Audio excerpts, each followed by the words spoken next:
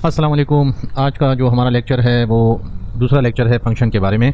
और आज जो हम पढ़ेंगे वो फंक्शन में रिटर्न वैल्यू के बारे में पढ़ेंगे कि एक फ़ंक्शन में हम एक वैल्यूज़ को कैसे रिटर्न करते हैं। देखिए, फ़ंक्शन जो होते हैं वो एज सच तो ख़ुद अगर उन्हें कॉल ना किया जाए तो कुछ नहीं करते, लेकिन जब हम उन्हें कॉल करते हैं तो कोई एक्शन परफॉर्म होता है उसमें।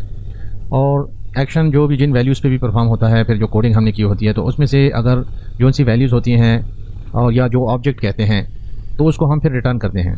और उसमें हम, जैसे मैं पिछले उसमें भी मैंने आपको सिखाया था कि हम ज़्यादातर प्रिंट का वो करते हैं कि एक वैल्यू को हम प्रिंट कर लेते हैं, लेकिन रिटर्न जो होता है वो जो कॉलर होता है वो वैल्यू उसके पास रिटर्न हो जाती है। और रिटर्न होने के बाद फिर उसे वो और प्रोग्राम्स में भी यूज़ कर सकता है और इसका इस्तेमाल कर सकता है।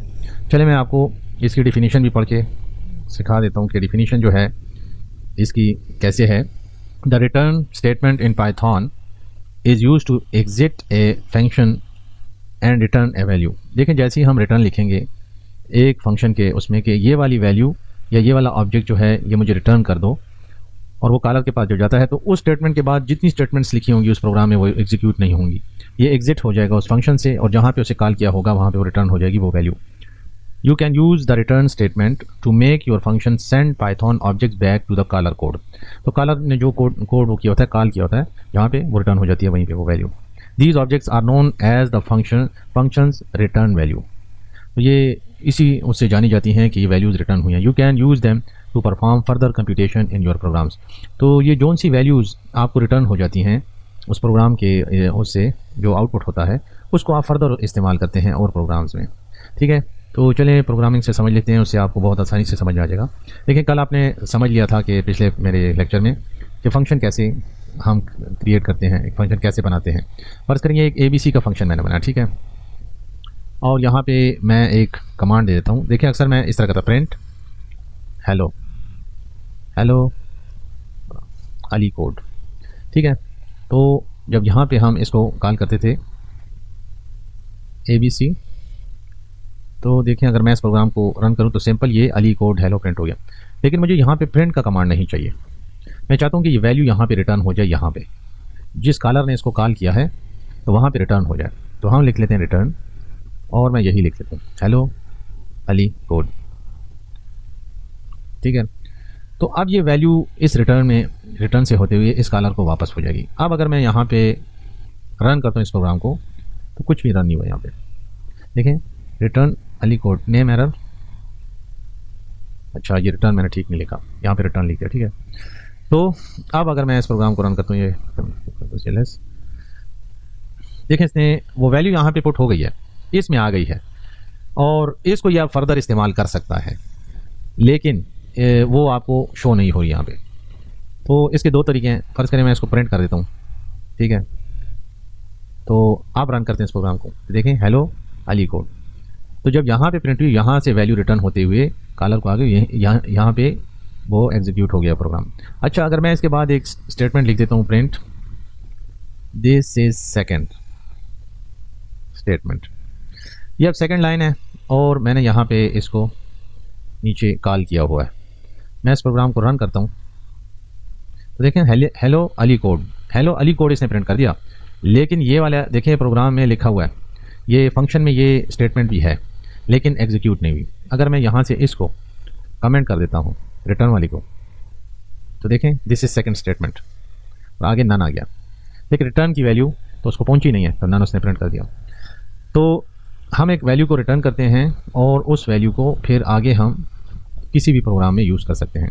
चलिए थोड़ा सा इसको और भी कॉम्प्लिकेटेड कर देते हैं इस प्रोग्राम को। ठीक है, मैं अब चाहता हूँ, यहाँ पे तो वैल्यू रिटर्न हो रही है, लेकिन स्टेटमेंट को भी हटा देता हूँ। अब मैं कुछ अरिथमेटिक ऑपरेटर्स यहाँ पे वो कर दूँगा, यूज़ करूँगा, प्लस माइनस करते हैं हम। ठीक है, यहाँ पे हम दो पैरामीटर ले लेते हैं, ए और बी। अब दो पैरामीटर लिए तो यहाँ से क्या जाने हैं, दो आर्गूमेंट जाने हैं, 6 एंड 8, ये दो आर्गूमेंट गए यहाँ से। अब इन पे हम कोई भी फंक्शन यहाँ पे परफॉर्म कर सकते हैं, ए मल्टीप्लाई बाय बी। तो ठीक है, अब मैं इसको प्रिंट कर लेता हूँ, प्रिंट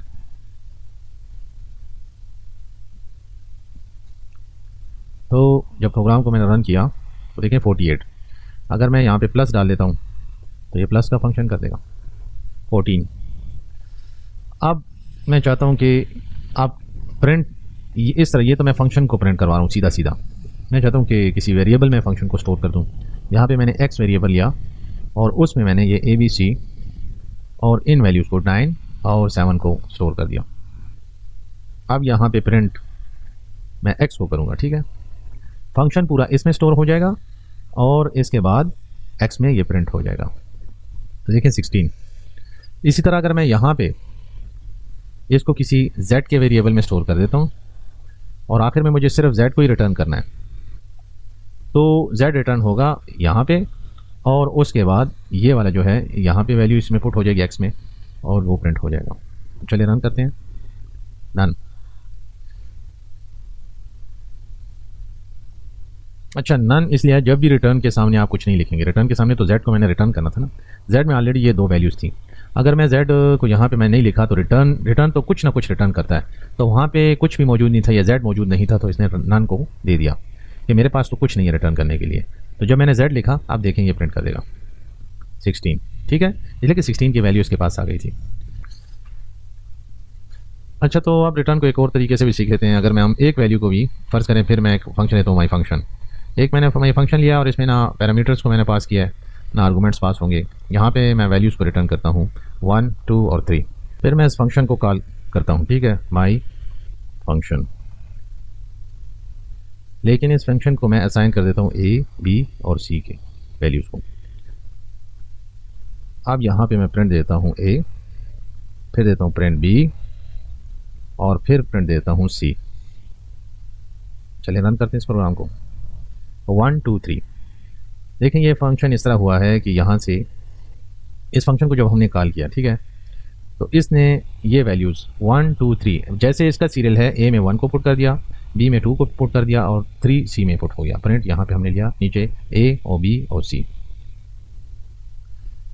इसी तरह फंक्शन में मुख्तलिफ़ चीज़ें हम यहाँ से आर्गूमेंट्स पैरामीटर को भेज सकते हैं। आप स्ट्रिंग भी भेज सकते हैं यहाँ से।